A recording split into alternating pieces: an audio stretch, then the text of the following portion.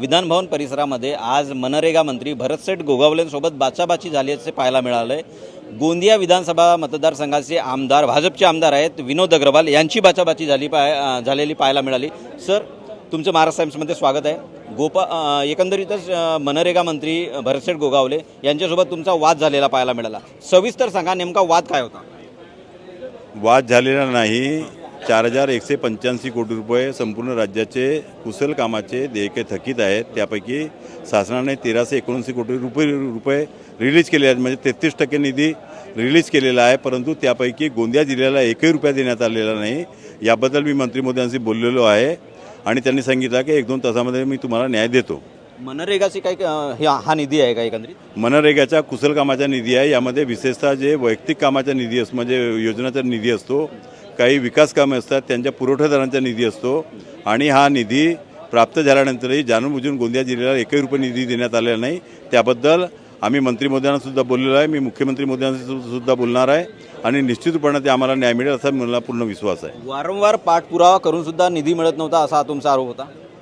वारंवार मी त्यांच्या हे लक्षात आणून दिलेलं आहे, त्यांना सर्व सांगितलं आहे। त्यांनी म्हणाले की मी निधी देतो, परंतु त्यांच्या विभागातील त्यांच्या PA श्री मालपानी यांनी लुडबुड करून जाणूनबुजून गोंदिया जिल्ह्याला डावललेलं आहे आणि विशेषतः पूर्व विदर्भातील जे जिल्हे आहेत त्यामध्ये फक्त 10 ते 15% निधी देण्यात आलेला आहे आणि जे उर्वरित म्हणजे विशेषतः मराठवाड्याला 60 ते 70% निधी देण्यात आलेला आहे। महाराष्ट्राच्या कोपऱ्यामध्ये हा गोंदिया जिल्हा आहे किंवा भंडारा जिल्हा आहे किंवा इतर जिल्हे जसे गडचिरोली झाली, चंद्रपूर झाला, काही बाबतीत ज्या एकंदरीत तुमच्या निधीचा असमान निधी असो किंवा इतर मुद्दे असो, मंत्री महोदय तुम्हाला एकंदरीतच दुजाभाव दाखवत होते का? कारण की तुम्ही ज्याप्रमाणे आक्रमक झाला होतात विधानभवनाच्या पायऱ्यांवरती, ते एकंदरीतच तुमचं हावभाव सांगत होते की निधीचा असमान वाटप झाला आहे किंवा मिळतच नाही आहे।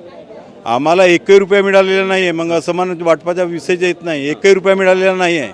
तुम्ही भाजपचे आमदार आहात, मंत्री शिवसेनेचे आहेत। मला हा पक्षीय भेदाभेद मी म्हणणार नाही, परंतु मी एवढाच म्हणेन की लोकांनी मला लोकांचे कामं करण्याकरता निवडून दिलेलं आहे आणि माझ्या जिल्ह्यातील जे सामान्य व्यक्ती आहे, शेतकरी आहेत, त्यांनी गोठे बांधलेले आहेत, विहिरी बांधलेल्या आहेत आणि त्यांच्या निधी जर हे लोक हिसकावून घेत असतील तर आम्ही हा अन्याय सहन करणार नाही, एवढं सांगू इच्छितो। धन्यवाद। भरतसेठ गोगावलेंनी तात्काळ फोन लावला, त्यांनी काय आश्वासन दिलंय?